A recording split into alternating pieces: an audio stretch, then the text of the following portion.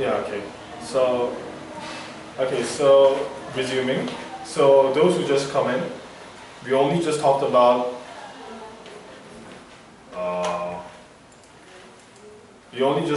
this, the difference between the ELDCs, also known as economically less developed countries, 개발도상국, and EMDCs, economically more developed countries, 선진국. So these two are like the main, what should I say, terms that we're going to see today. So we're going to first look at the trade problems that ELDCs face. So trade problems that economically less developed countries face. So there are three main problems usually. So three main problems. One of them is over-specialization on a narrow range of products. So this ELDC, the 개발도상국, tend to specialize in the production and export of narrow range of products. And narrow range of products, especially primary products. Okay? What is specialized? I highlight it and I make it red. Specialized means when a nation or individual concentrates its productive efforts on producing a limited variety of goods. And then primary products, which are also bolded and make it red, is goods arising from the factor of production land, including all agricultural products, as well as fishing, forestry, and extractive products like oil or minerals in land. So basically, if we summarize this thing, so the ELDCs, 개발도상국, tend to focus on producing those kind of, what should I say, natural resources. Either, for example, like not Saudi Arabia. For example, like those ELDCs in Southeast Asia, like Malaysia, Indonesia, they usually focus on narrow range of products, like agricultural products, like what are they? Like bananas, whatever, or oil, if they have. So they tend to only focus on those kind of things. They do not try to diversify their products. They just focus because they have it, so they just want to utilize it only to sell them, or only to develop that kind of product. Does everyone understand until this point? Yeah. No. Of course you are. Yes.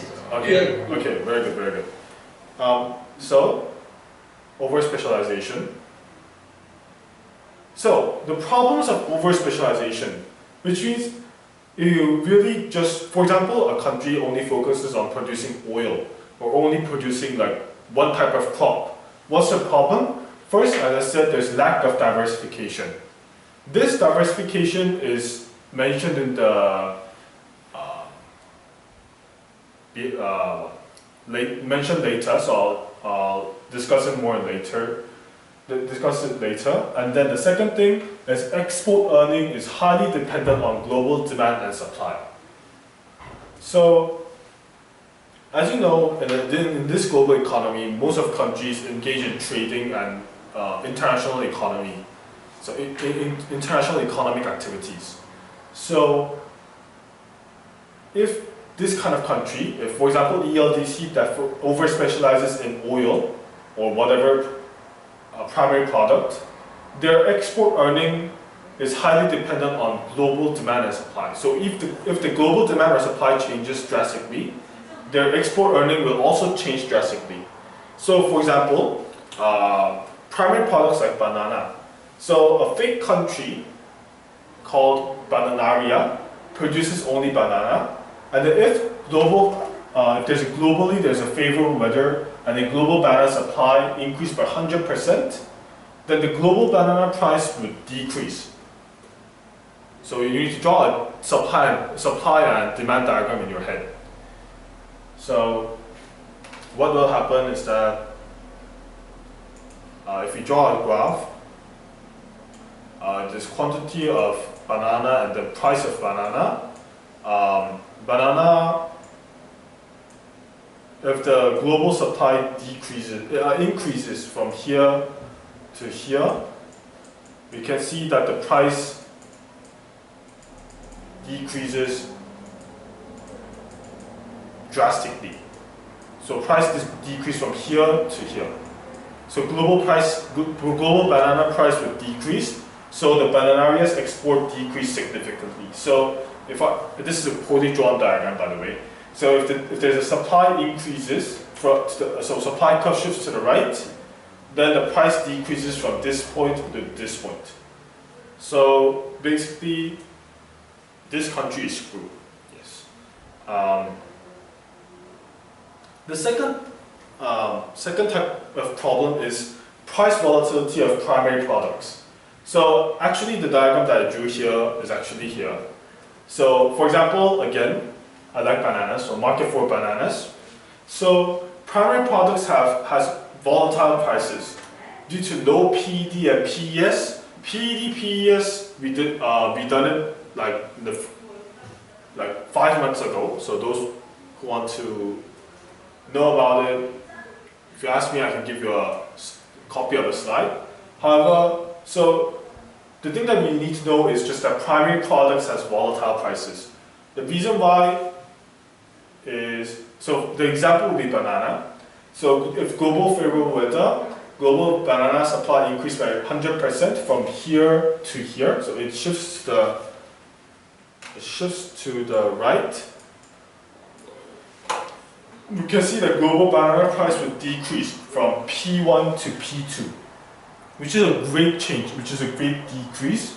So export revenue of banana producing by the country decreases significantly. So initially they were earning this much, but now they're earning this much. So it decreased significantly. The third thing is inability to access international markets. So even though the ELDCs try to sell their goods in the international market, it's not that easy mainly because of these 4 reasons. First reason is tariffs by EMDCs. For example, EU imposed tariff on African sugar because Africa or Southeast Asia or even like South America, they can produce like sugarcane or sugar in very cheap prices due to low material cost, low labor cost compared to the EMDCs. So the EMDC government imposed tariff or other trade protection to protect their own producers. So this is one of the reasons why even though ELDC try to sell their goods in the international market, it's not that easy for them. The second thing is tariff between ELDCs. Not only EMDCs, but ELDCs themselves also have tariff. And the third reason is subsidies by EMDC governments to protect domestic producers. Oh, this is producers. This one is one type of trade protection. Trade protection, we've done it last week, is it? Yes, last week. And no, 2 weeks before. So this is these two are trade protections by the EMDC. The last type of last reason why the ELDCs are not able to access the international market is due to tariff escalation. So tariff escalation is imposition of low tariffs on raw, unprocessed primary products and much higher tariffs on processed final goods. So the intention is to prevent the ELDCs from diversifying into processing and manufacturing of food products, which are much higher value products. So for example, there's coffee bean and then packed roasted and processed coffee bean. This kind of raw coffee bean, the EMDC would impose very low tariffs. However, on the processed coffee beans, the EMDCs will impose much higher tariffs in order to prevent the ELDCs to diversify and then earn more export revenue and something like that. Until this point, does everyone understand this point? Yes. Yes, yes. Okay. Yes. Okay, very good. So these three reasons, so the over-specialization, the price volatility, and inability to access international markets are the main reason why, the main problems that ELDC faces. And then the second part of our lecture would be the history of trade strategies, and regarding the economic growth and development. So this is a timeline, and then from 1930s to 1960s, the main trade strategy selected by the actually this is history of trade strategies of ELDC, most of the ELDC.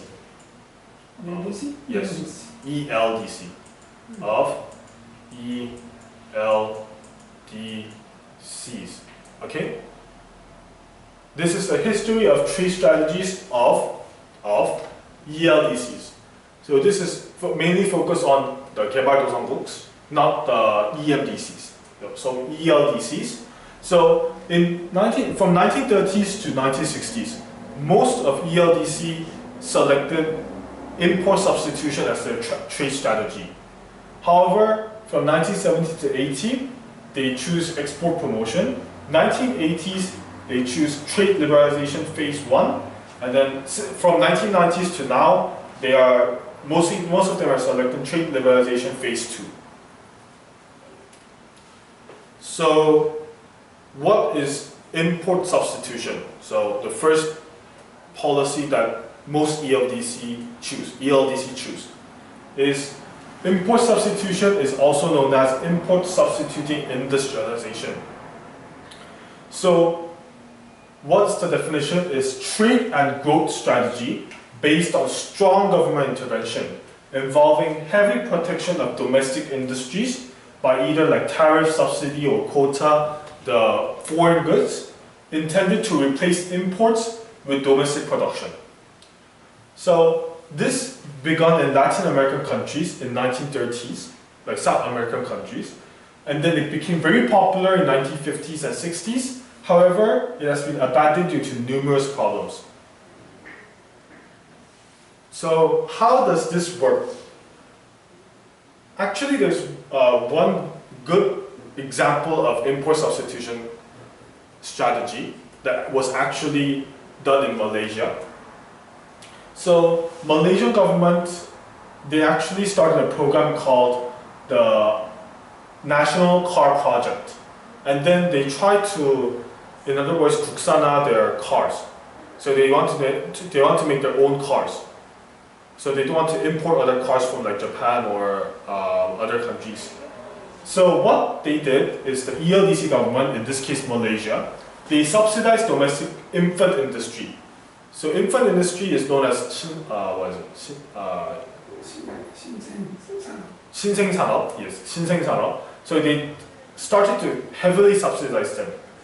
At the same time, they imposed heavy trade protection on cars, so foreign cars. So what they're doing is that they're protecting the domestic industry and then enabling the new firms, new industry to rise. At the same time, in order to protect the infant industry, they will make the foreign competition cannot enter the market. So they impose high tariff quotas on imported cars. So basically, the Malaysian car companies will start producing their own cars and then produce domestic cars, and theoretically do not need more imported cars in the future.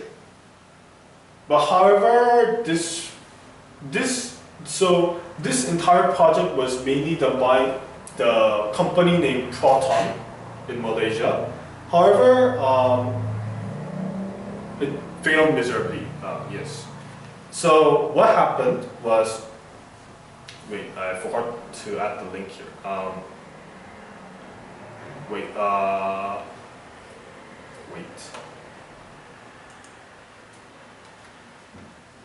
Wait. Let me show you the link. So, actually recently they abandoned this project the Malaysian government, they stopped doing this. National Car Project, Malaysia.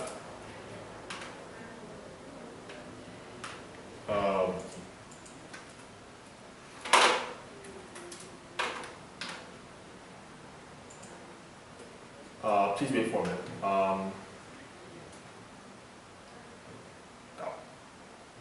1980s. So,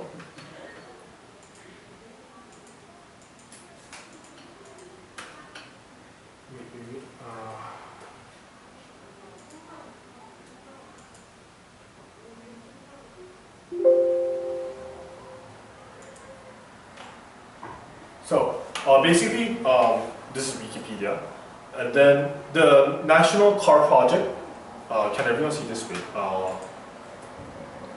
Enlarge it. So, 1980s. So it's called the National Car Project here, the National Car Project. And then basically what happened is that recently they stopped this policy. So before they stopped the policy, we can see that Proton and another National Car Project, the company Pero Dua, was the market leader. However, after they abandoned it, their market share decreased significantly. So in 2009, 30% of Malaysian cars that were bought were made by Proton. However, in the end, in 2019, 10 years later, they only sell 20% of the cars. 20% of the cars. So basically, it failed miserably. Slideshow. So the main problem of this kind of policy is that the domestic industry that is subsidized do not tend to, what should I say, become more productively effective or increase their productivity or try to grow basically. Because they know that they're subsidized and they're protected, they tend to become very, in informal world, they become very lazy, and then they just do not try to develop their own product, or they do not take the initiative to do such things. So basically, the quality becomes lower, it becomes less efficient.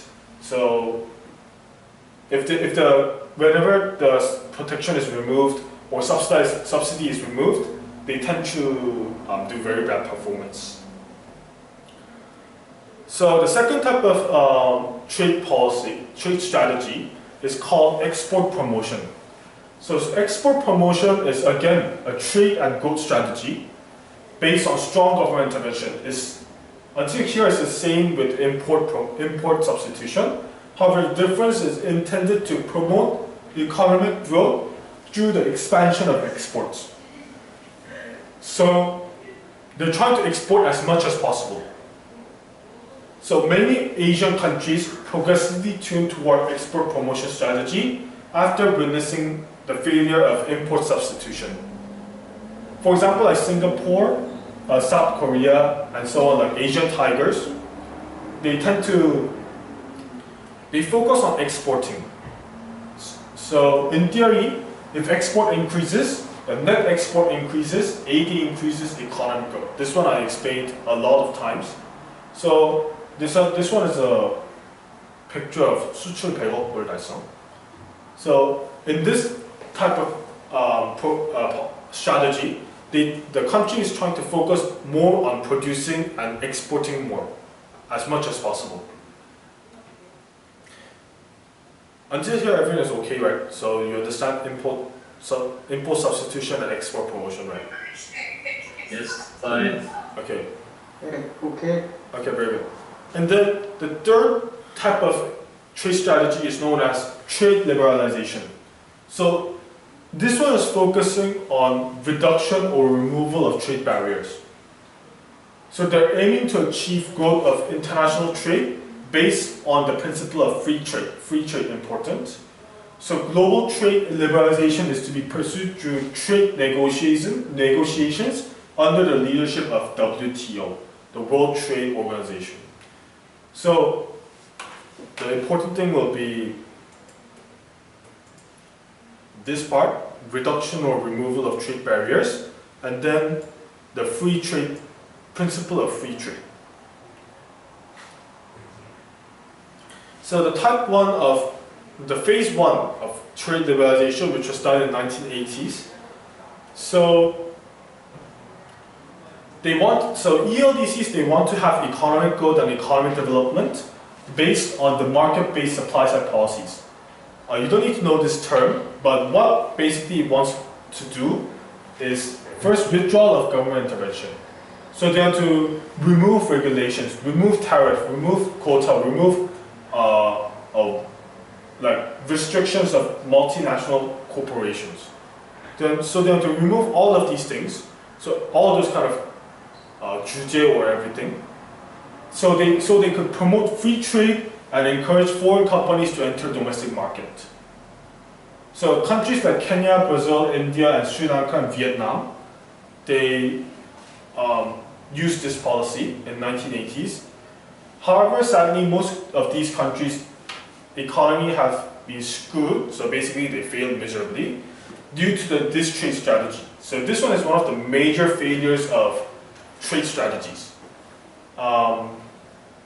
The reason why is because, first of all, domestic industry will basically die, yes, because they cannot win the foreign competition. Because other MNCs, multinational corporations, they are much more efficient, they have economies of scale, so the domestic industries cannot survive. So most of the domestic employment decrease and all of those kind of things happen. So basically, these countries, most of them are screwed, I believe. Yes. So the second phase of trade liberalization since 1990s is trade liberalization must be accompanied by government intervention. So phase 1, it says there's no need for a government intervention. Phase 2, now they accept that they need government intervention. So each part, the ELDC government, EMDC government, and international community have each part, their own parts, in order to make this successful. So ELDC government should, besides all these removing the regulations thing, they need to invest in human capital, infrastructure, research and development. So they need to take the initiative to do all these things. And second is they need to reduce poverty, and they need to improve the income distribution. So they need to distribute the incomes more equally throughout the nation, and they need to pursue the effective governments. On the other hand, the ELDC, so Sunjin should remove or reduce trade protection against the export of ELDCs. So they need to remove or reduce tariffs or quota or subsidy or other trade protections against the ELDC, and then they need to give foreign aid and foreign investment to ELDCs. Last but not least is international community should support WTO, the World Trade Organization. So basically there are 4 main types. So import substitution, export promotion, trade liberalization phase 1, and trade liberalization phase 2. Until here, does everyone understand the point? Yes. Okay, okay, very good. Yes. And then the last part of my lecture will be about the World Trade Organization. So recently our country also nominated nominated one person to be the WTO president, right? Yeah. What's her name, by the way? It's her, right? Woman? Yes, someone. Yeah. 통상교섭본부장. I I forgot her name. thought she was you something. Yes. 유명희. Yes. 유명희. Someone was appointed to be the president. So she says she'll nominate herself for being the president of this. Yeah.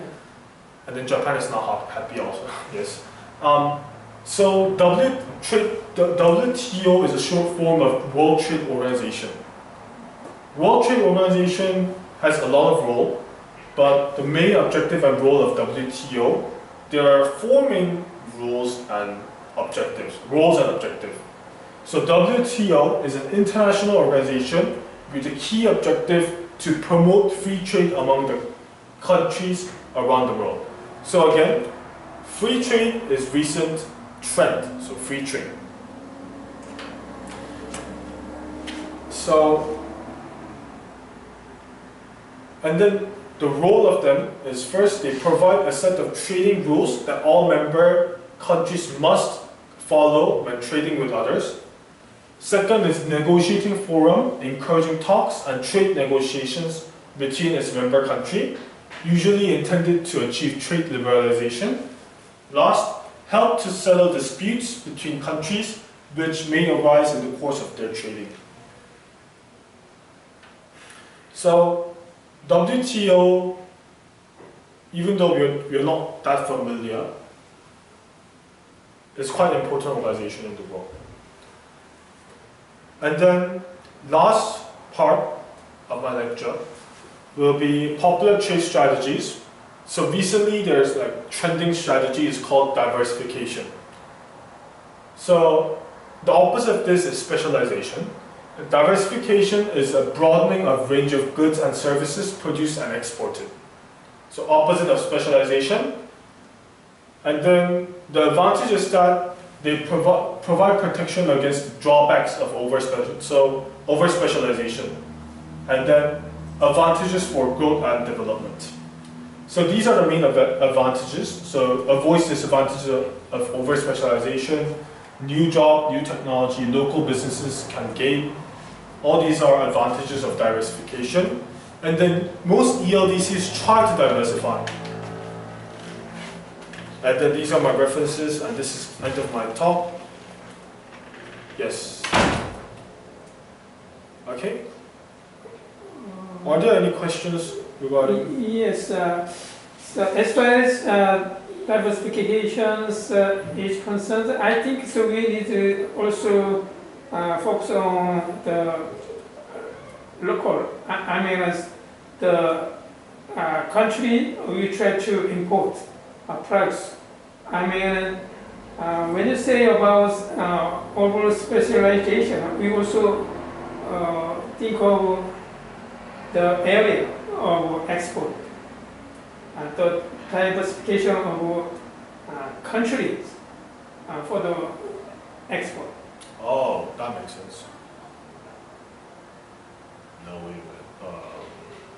So in Korea, especially, we are just concentrate on our exports mainly into China, but because of the bad relationship with China, we have the very difficult times, right? So we need to diversify the exporting countries. So we also have to think of diversification. Of trading partners. Yeah, it's a trading partner, right? Does everyone understand Mr. Kim's point?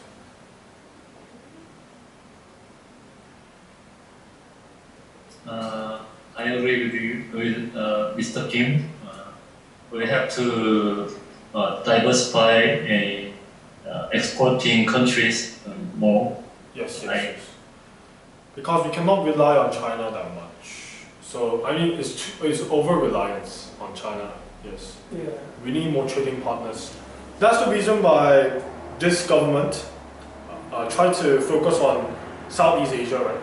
Right. They try to focus on Southeast Asia. Yes, but I don't know how it's done, how it's executed, how it's done, whether it's successful or not. But I believe it's not that successful, yes. So, yeah, even though us, Korea, is ELDC, we still have trade problems. And there are more, what should I say, we need to have more focus on, not focus on, we need to like reflect on what are our training problems and try to improve them. Okay, and this is the end of my lecture, by the way. Does everyone have any questions until this point? So another point I'd like to say is, so even though you say this recent trend is Trade liberalization, but recently the trend is changing now because of Trump government, right? So actually he tried to protect domestic industry, so he has imposed huge of tariffs into China products, right? So we are very concerned about it. I mean, because it just banned the trend of liberal trade, right? So maybe WTO's function is not that working now. I think so. The reason why we never hear about WTO is because even though it's important, it does nothing recently. When I explain about this WTO, there are lots of flaws. Still, there are lots of flaws. They're usually more lenient and they're more like for the EMDCs, not the ELDCs. So, and then also they're not that powerful in that international economy that they can like overcome the political decisions of countries. Because the tariff by Trump was political decision, not actual economical not that economical decision. So WTO, even though its function is very vital in the international economy, it may not be that effective because they're not that powerful yet. Okay, so they have limited powers. Yes. Alright. So there are flaws in this organization. I mean, all organizations have flaws, but this organization especially is because there are, what should I say? There are, even though they say all countries are equal, they are not that equal. Yes. There's 선진국, there's 개발도상국. 선진국 has obviously more power in global economy. EMDC does not. So those kind of problem, those kind of unfairness, inequality of power will lead to those kind of problems of WTO. Does anyone have any opinion or questions about this? Any more?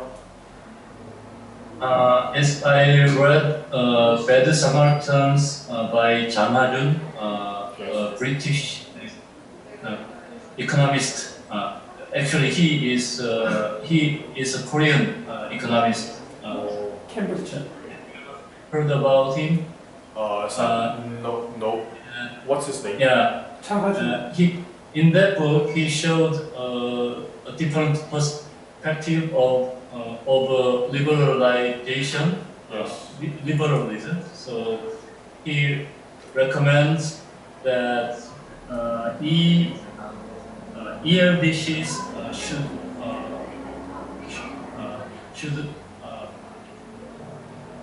should choose protectionism rather than liberalism for their trade strategy, because it's like in the liberalization environment, the MLDCs and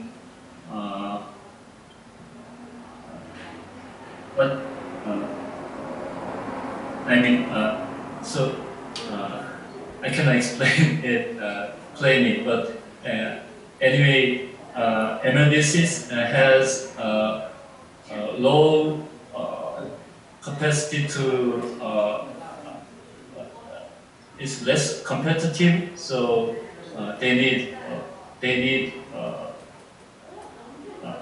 need more protection. So I think WTO should allow more protection policy to the MLDCs, like subsidies and tariff and quotas should be more allowed to MLDCs by WTO, I think.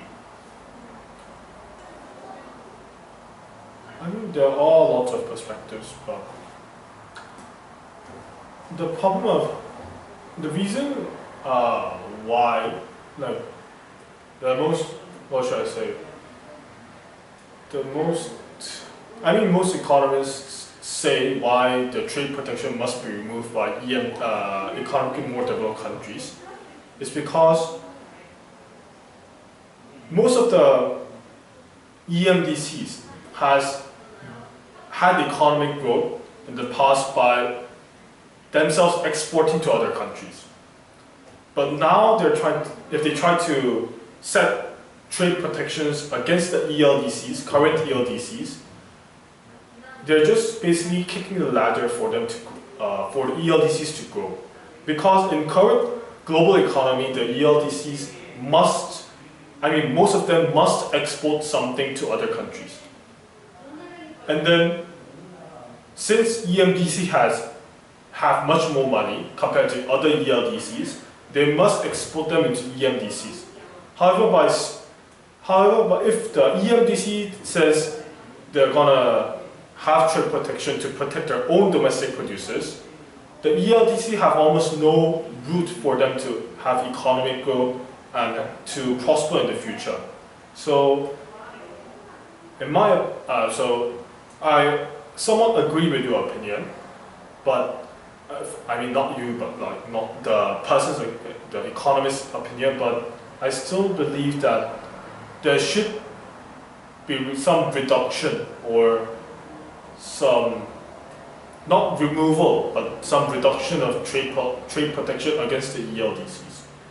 So, I can agree with in some extent, but not entirely, yes. Yeah, but so,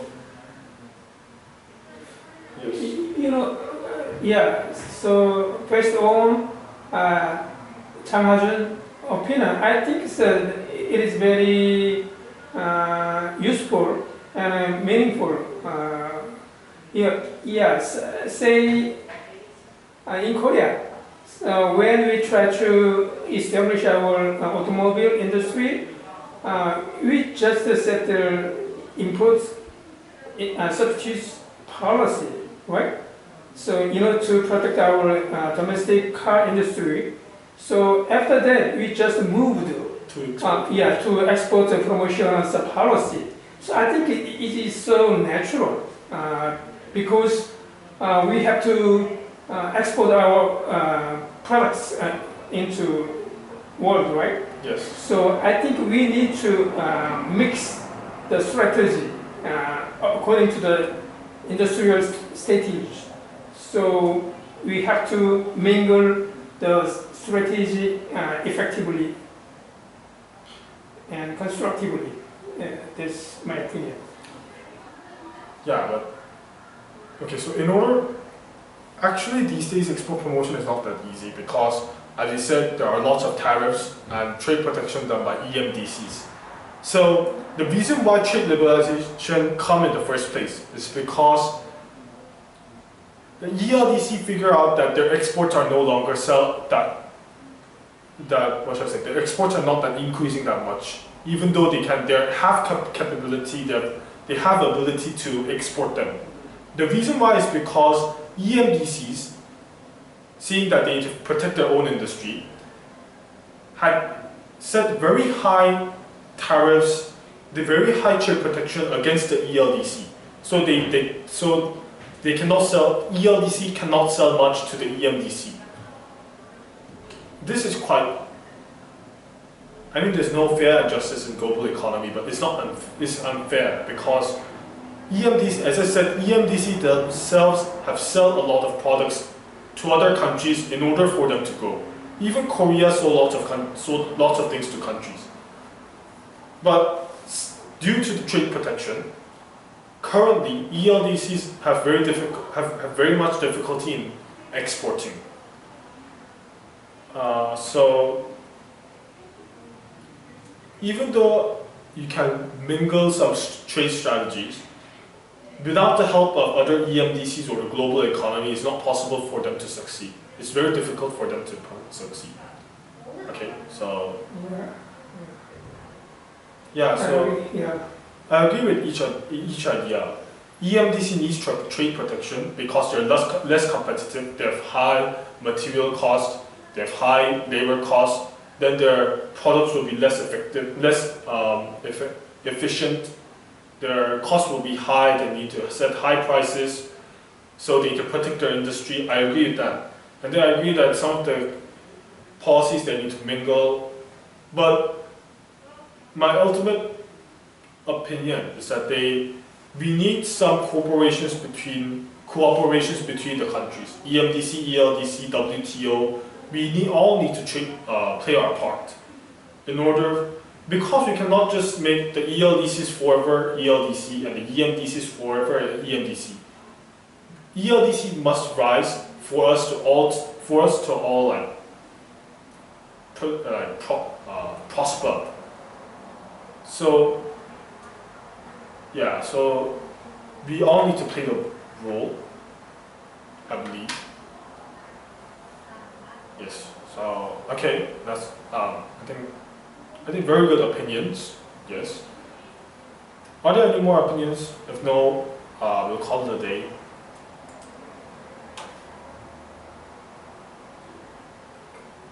Okay, everyone. I think there are no more opinions, sadly.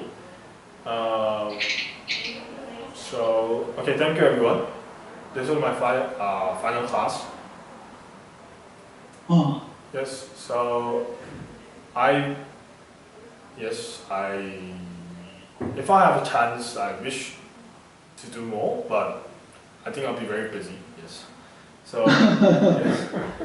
So in the future, if I have ability or time, I will try to participate and give some lecture about, like, basic accountancy may be good because I'm learning accountancy in university. So if I have time, if I'm capable, then yes, I will try to do more.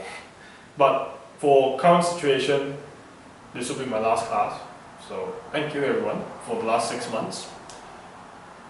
Those who joined in the middle, those who started from the start, and those who have started with me, thank you, everyone. So yes, see you at Tipuri. Yes, but those who can come. Tipuri. Yes. Yeah, see you there if you can come, and then those who cannot come due to like other situations, everyone goodbye. Yes. So see you then. Okay, bye bye. Thank you, everyone. Thank you, Daniel. Thank you. Thank you. Thank you, everyone.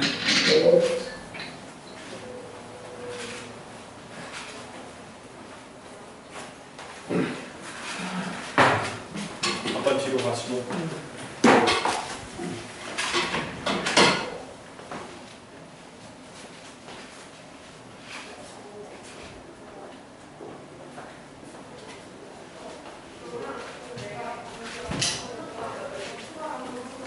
지금 천원 원장님 어디 가 있어?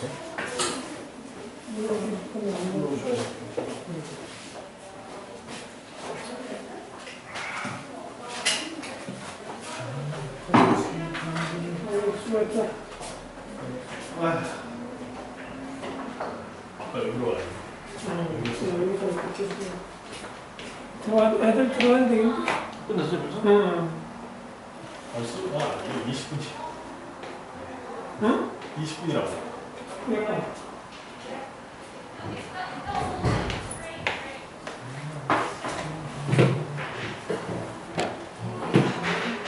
엘레나가 누구지? 제 선생님이요. 오늘 총 내부 하기로 했는데 숫자가 그래가지고 3번으로 줄였는데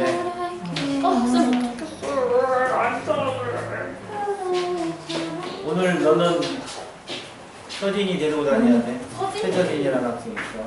대치동 있는 애. 최서진? 지동이래요. 최서진? 최태규 교수 딱. 최태규 교수. 그 건대 부동산 학과. 건대. 그 힘중학교 나왔는데 힘중학교 아버지 모임 있을 때 그때 운영위를 같이 했어. 운영위를 같이 했었던. 그 빅뱅 발표했는데 그게 없어갖고요. 아니 오늘 컴퓨터네? 안 했어? 아니요 전부터 했는데. 지난번에 했어? 예.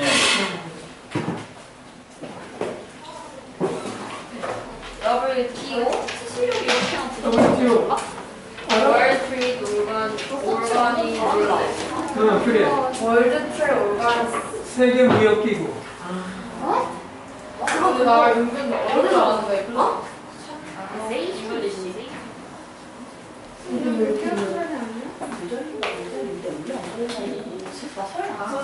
K. Stop. Speak English. Teacher. KID. Okay, let's. What? KID. 어? ID. You see here. 576? 아니, 아닐 수 있어. 576. 아, 미안.